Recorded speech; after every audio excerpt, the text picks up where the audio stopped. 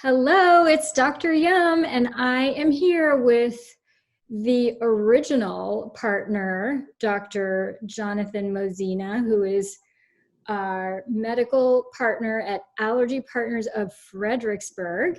And you are the original. Is that true? Is that true? We were number one? You were number one. Yes. Really? You were the original. I don't remember what year.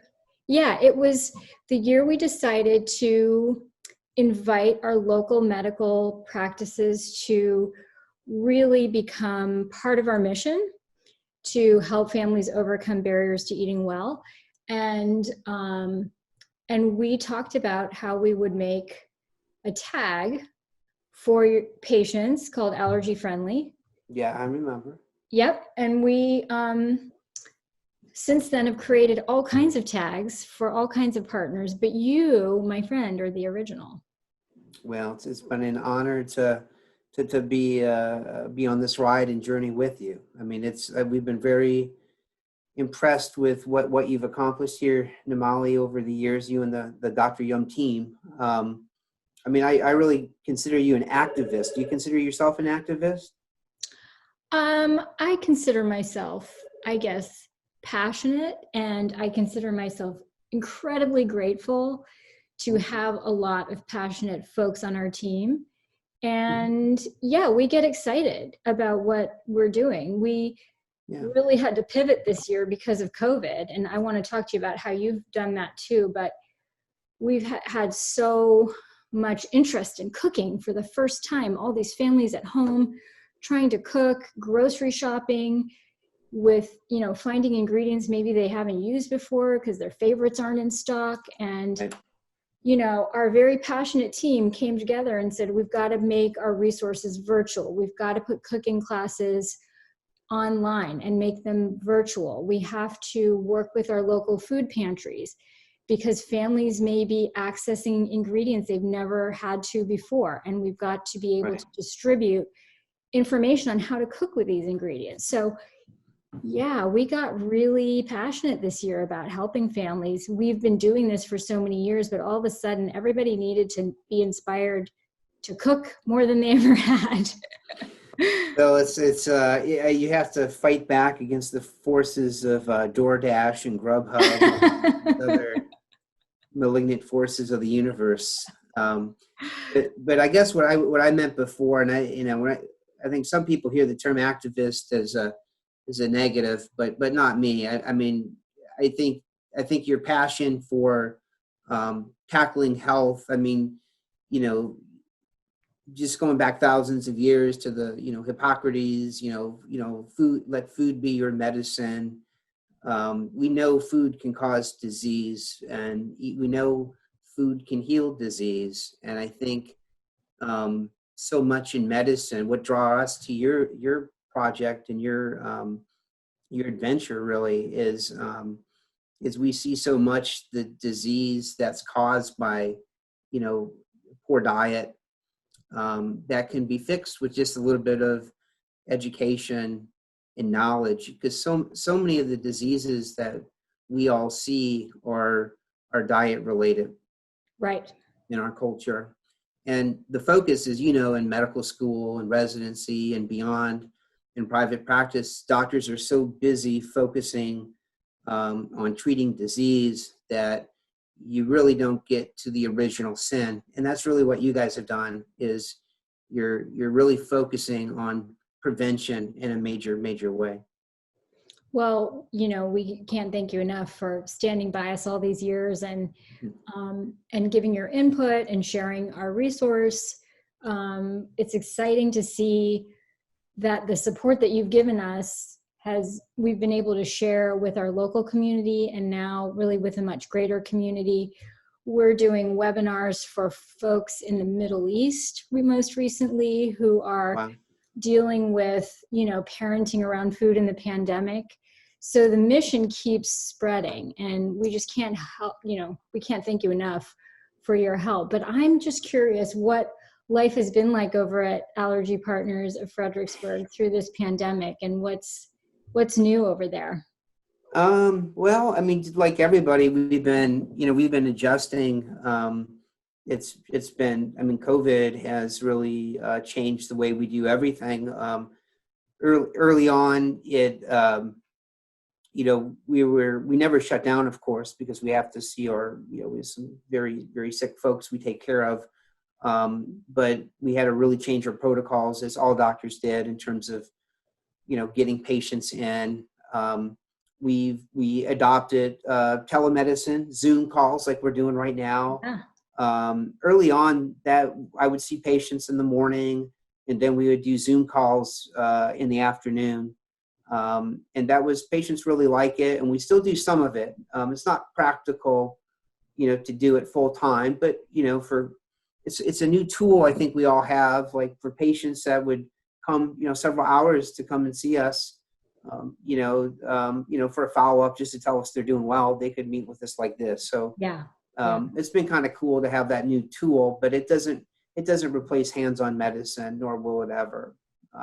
Yeah. It's But incredible how quickly everybody got onto telemedicine, isn't it? Just by necessity. we've been talking about telemedicine. We're part of a larger company, and we've been talking about it for 10 years. And within 6 weeks, the problem was solved in terms Right. of, and I don't see it going back. I think there's a huge patient demand for it. I think they like it. There's a convenience factor. Like I said, it'll never replace it, but it'll be another tool. So we've been doing that. We have a new doctor you've met before. He's been with us 2 years, Dr. Klaber. He has started, really this year during the pandemic, a program for oral immunotherapy for desensitizations of foods. Yeah. And he's kind of spearheading that. And we have a new doctor that joined us a month ago, a Dr. Irina Dawson, who joined us from a fellowship down in Florida, and she's going to be has an interest in oral immunotherapy as well. So, we've always been pretty aggressive trying to test people and do challenges, but when people are too allergic to challenge, we're beginning to give them very small amounts of the allergen they're allergic to, and ramp that up over a period of months. It's not curative, but a big fear for parents is, kids accidentally getting exposed to, a little bit of peanut and having a violent reaction. And this can give them some peace that if that were to happen, it's less likely to occur. So Right. we're just in the very beginning of that, but it's kind of an exciting area of medicine where really in the past we've had no treatment or protocols, where we're now, we're kind of in this brave new world. It's exciting. I have a few patients who are going through that in your practice. And, one of the reasons we created the allergy friendly tag is because families can be so overwhelmed when they get a diagnosis of food allergies and Right. may not know where to start. And it's also, emotionally tough to have a life-threatening food allergy for families and caregivers. So it's really wonderful to see that there are some options for some of these kiddos, especially Yeah. to make life a little bit safer and more comfortable for them. So it's a great service you do for our community. And yeah, and I have to say, it took me a while to really convince our patients to keep coming back for those visits and to get out of the house and see us for their vaccines. Of course, what we do in primary care, we really want to keep that going and keep kids immunized.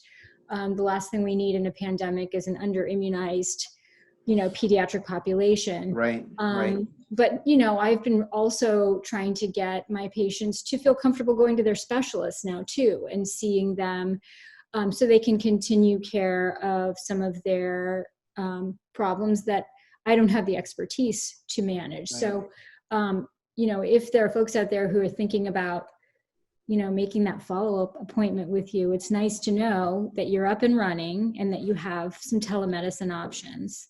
Yeah, well, we're more than up and running. I mean, we see patients, we have a lot of options. So telemedicine, but but we've really controlled the flow of patients coming into the office, because in the past, we would, with people coming in to do allergy shots or different treatments, people could just come in on a drop by basis. Right. Whereas now we really schedule it to kind of really keep the numbers of people in our office at a minimum, for which I'm sure you're doing similar measures for safety. Yeah. Because unfortunately, as we both realize, we're going to probably be doing this for some time. Yeah. Yep. I know.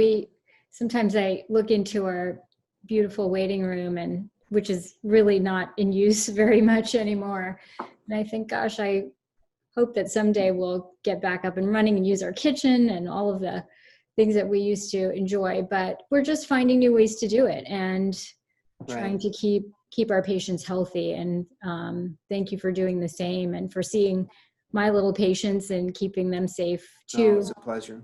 And keeping them comfortable. I saw some information on the website about I was curious, just because with the pandemic millions of people have lost their jobs, and like you said, are relying more on food pantries and food banks. What I know it said you guys were involved in it. I didn't understand what you guys were doing specifically. We are so lucky to live in such a collaborative community. And so over the years, we've really been connected with a lot of nonprofit partners who may really be on the front lines of providing food to families who are in need, particularly in this time where resources are low, people are losing their jobs or may have limited hours and things like that. So the need is high. Food insecurity is at an all-time high. What we realize, though, is we do need to provide food, but we also need to provide the education on what to do with that food, right? Right. If you're getting a box from your local pantry or church pantry, it may not be that helpful unless you know what to do with that food. And so that's where we have come in, really providing some new flyers. You're familiar with our Meal-O-Matic, where you plug in things. So we've kind of created a paper version of that, flyer version, where you can make, different frameworks, maybe a stew or a skillet meal. And it takes you step by step through that process of using what you may get. We've also done some YouTube videos. Some of our staff have really gone into those pantries and opened those boxes and said, okay, we're going to take this home and show you what you can really do with this and how you can stretch it too, because that's really important. Maybe you have some things at home that can stretch that 3 meals into 4 or 5 meals. So yeah, we've really enjoyed being helpful in that way and supporting our nonprofit partners in the good work that they're doing to keep food on the table for lots of families during this tough time. Yeah, no, that's an amazing idea to show, it just shows what a little bit of knowledge and education on a topic like cooking. I'm sure any experienced chef could walk in and make a phenomenal meal out of the ingredients, and just to kind of teach some of those tricks and shortcuts and workarounds, I think is an amazing idea.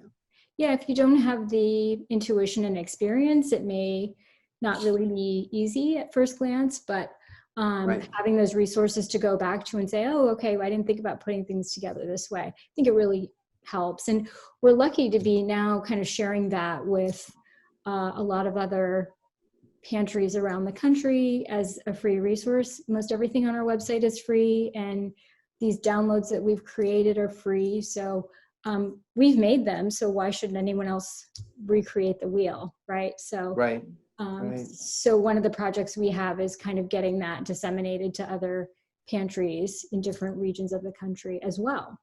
So just sharing the love. Yeah, I mean, like we talked about earlier, this is a problem. It's obviously the pandemic's been politicized, but the reality is physicians and with science backgrounds, we know this is here, and if it's not taken seriously, there'll be more more and more folks, you know, in need of these services. And I think this is, even if it is taken seriously, this is going to last for a while. Yeah, it is. Well, we thank you for your support. Having partners like you allows us to do this work, and we're so grateful to have it. We're so grateful that you share the resource with your patients. That's why we have medical partners, because we Right. want to be able to use your platform to reach more people. So thanks for doing that. And Absolutely. We're proud to be a partner. yeah, well, thanks again. And if you want to join Dr. Mozena in his support of the Dr. Yum Project today, make sure to visit dryum.org and make your donation and help us to keep doing this good work that the original Dr. Mozena, Dr. Yum Project partner extraordinaire helped us start. How about that? Thank you. I like it. All right, you are awesome. I'll Hey, let you get on with your day. I know you had a long day doing. I know. I good apologize work. for my masked face, but you look great after a long day, and thanks for all the help you give us, and we appreciate no, thank it. you, Nimali. Take care. Yeah, have a great night. Bye-bye. You too. Bye.